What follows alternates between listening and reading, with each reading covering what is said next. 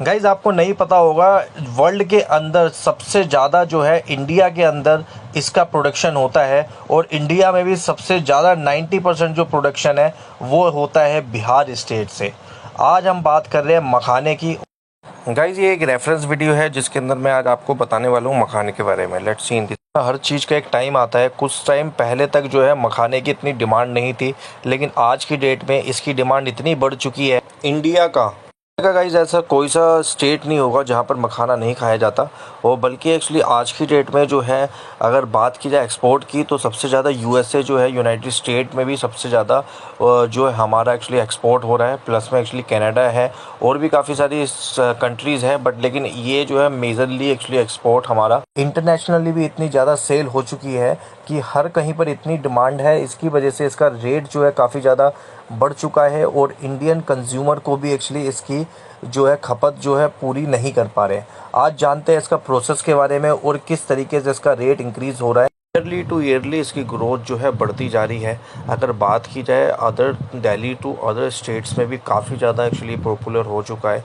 और बात की जाए आज की बेस्ट क्वालिटी का जो रेट है वो 1300 से 1400 रुपये तक पहुंच चुका है, और रिटेल की बात की जाए तो 1600 से 1800 रुपये तक का जो है रिटेल का प्राइस पहुंच चुका है। जो इंडिया से बाहर जो एक्सपोर्ट हो रहा है, यूनाइटेड स्टेट, कनाडा और ऑस्ट्रेलिया जो है लार्जेस्ट एक्सपोर्टर है इंडिया से वर्ल्ड के, और टोटल मिला के करीब 25,000 शिपमेंट अभी तक जा चुका है। इसकी हैवी डिमांड के चलते हो सकता है और भी प्राइस इसका इंक्रीज़ हो, क्योंकि इसकी खेती का जो प्रोसेस है वो काफ़ी एक्चुअली जो है डिफ़िकल्ट है। और मेन चीज़ क्या है, 90% जो है इंडिया के अंदर एक ही स्टेट से जो है ये होता है। चलो इसमें देखते हैं, वीडियो के अंदर जानते हैं कि इसका एक तो प्रोसेस कैसे होता है, ये किस तरीके से बनता है, और प्लस में इसकी डिमांड आखिर क्यों बढ़ी है और किस तरीके से बढ़ी है, और पहले क्या था, ये सारे का सारा आज मैं आपको इस वीडियो के अंदर मैं बताने वाला हूँ। स्वाद हल्का मीठापन रहेगा, और जो लो क्वालिटी है उसका टेस्ट आप कह सकते हैं एक सॉल्टी हो जाता है, नमक जैसा हो जाता है, जो खराब मखाना हो जाता है, क्योंकि उसका कलर ही चेंज हो जाता है। उसमें वो व्हाइट रहता है, ये हल्का ब्राउन पे आ जाता है।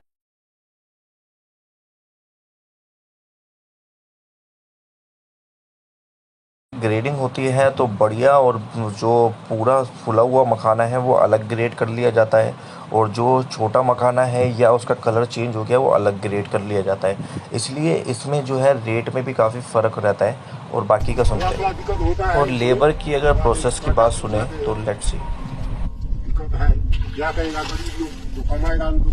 बाहर जाने के लिए अभी तैयार नहीं हुआ है, पकेगा, छिलका गलेगा, काला होगा, बैठेगा जमीन पर। तो वो गलने के बाद तो पहले पानी के ऊपर तैरता है, और तैरने के बाद जब वो धूप का टेम्परेचर से सड़ता है वो, तो नीचे सतह पे जाता है, मिट्टी में पकड़ लेता है वो मखाना का बीज। और जब वहाँ वो 1 महीना रहता है मिट्टी के संपर्क में, तब जाके पूरी तरह से वो मखाना तैयार होता है निकालने के लिए कीचड़ से। रहने पर होने पर जो जैसे फसल है, फसल पैदा ज्यादा हुआ, उसमें 2 क्विंटल निकाल लेते हैं। अभी कम है, फसल कम हुआ, अभी पतला माल है, इसमें कम फसल है, थोड़ा हुआ है। अब 50 किलो हो गया, 4 जन कितना हुआ, 12.5 किलो हुआ। 12.5 किलो कीमत कितना, 300 12.5 रुपया हुआ। उसमें क्या हम शराब पिएगा, क्या दारू पिएगा, क्या मछली लेगा, क्या मीट लेगा।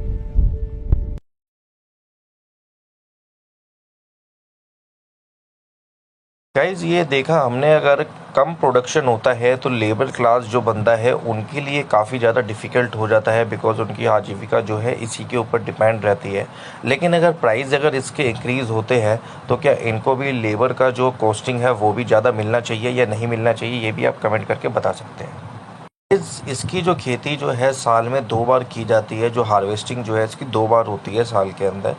पहला जो एक्चुअली हार्वेस्टिंग होता है और दूसरे हार्वेस्टिंग के अंदर क्या अंतर है, और मेन चीज़ क्या होता है, जैसे पहले की जो खेती जो है इसकी तालाब में होती थी ज़्यादा, जिसमें गहरा पानी होता था। लेकिन आज की डेट में जो है धान की फसलें होती है उसके अंदर भी 2 से 3 फीट या 4 फीट के पानी के अंदर भी जो है ये आज की डेट में इसकी खेती की जा रही है। तो इससे क्या फ़र्क पड़ा है, क्या टेस्ट में फ़र्क आया है, ये भी मैं आज आपको इस वीडियो के अंदर बताता हूँ। और फिर उसके बाद में इसका क्या कंप्लीट प्रोसेस रहता है वो भी इस वीडियो में जानने की कोशिश करते हैं। तो उस समय का जो टेस्ट था और अभी जो खेत में हो रहे, दोनों में टेस्ट में अंतर है।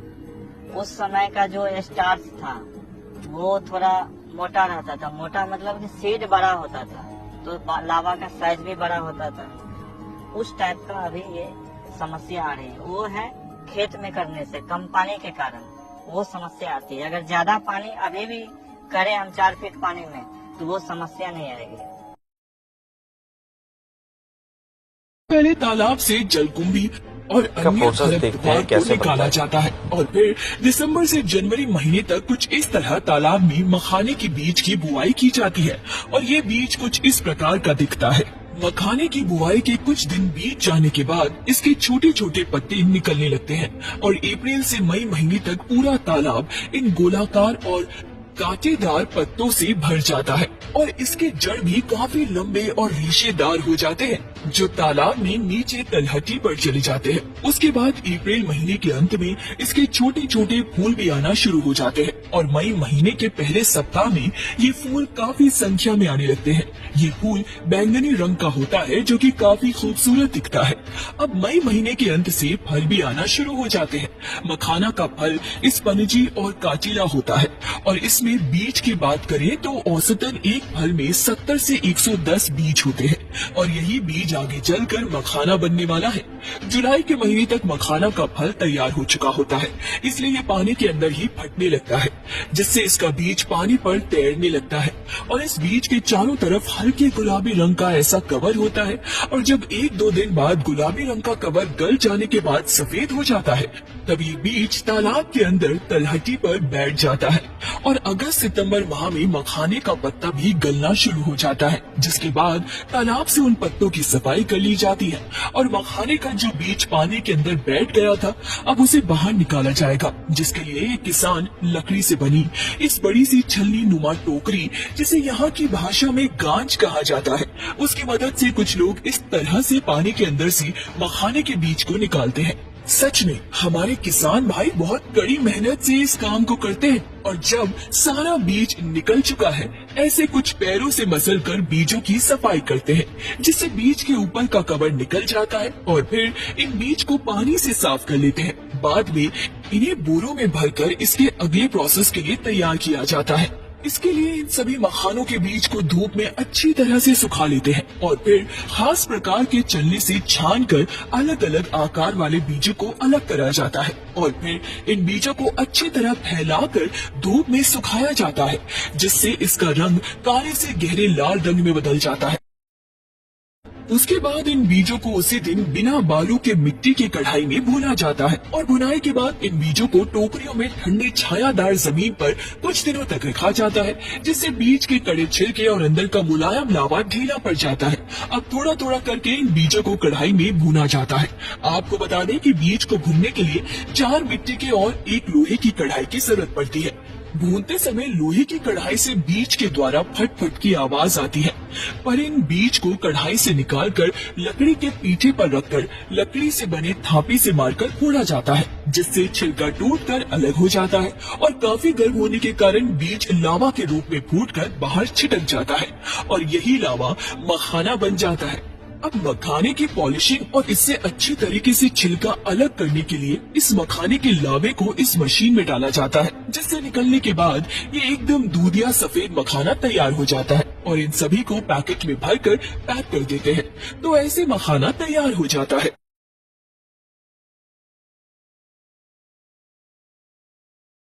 इस मखाना बनने का पूरा प्रोसेस तो काफ़ी बड़ा है बट लेकिन वो मैं जो वीडियोस में मैं आपको बता सकता हूँ उतना मैंने आपको बताने की कोशिश इसमें करी है। अब इसमें जानते हैं कि पहले जो है एक्चुअली मखाने का क्या बिजनेस था और आज की डेट में बिजनेस क्या है। उनको हाथ बटा रहे मखाना में। उस समय में मखाना का भाव 80 से लेके 90 रुपए किलो के बीच में बिकता था और वो मखाना लोकल स्तर पे हम लोग बिकते थे क्योंकि उस समय में मखाना को इतना कोई जानते नहीं थे। पिछले 5 से 10 साल में हमारा इनकम समझिए कि जो पूंजी लगाते थे उसमें भी माइनस चला जाता था, क्योंकि बाजार नहीं था इसका। लोग पूजा पाठ में खाते थे तो इतना कंजप्शन होता नहीं था। लेकिन अभी जब लोग जागरूक हुए हैं, इसको खाने लगे हैं, तो पहले से अपेक्षा समझिए कि 30% ज्यादा हमारा मुनाफा अभी बढ़ा है।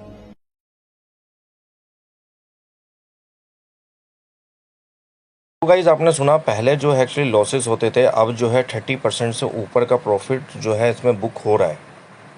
गाइज इसकी डिमांड इसलिए बढ़ी है क्योंकि इसको काफ़ी ज़्यादा प्रोसेस फूड में यूज़ किया जाना लगा है। आपने देखा होगा एक्चुअली, क्योंकि काफ़ी ज़्यादा जो है फ्लेवर्स में मिलते हैं, जैसे कोई चटपटा मसाले के अंदर, कोई ग्रीन चिल्ली मसाले में, कोई किसी चीज़ के मसाले में, और काफ़ी ज़्यादा एक्चुअली इसकी जो है फूड में खाने के अंदर भी एक्चुअली इसकी डिमांड बढ़ चुकी है। इसके लिए इसका प्राइस जो है डेली बेसिस पे इंक्रीज़ हो रहा है।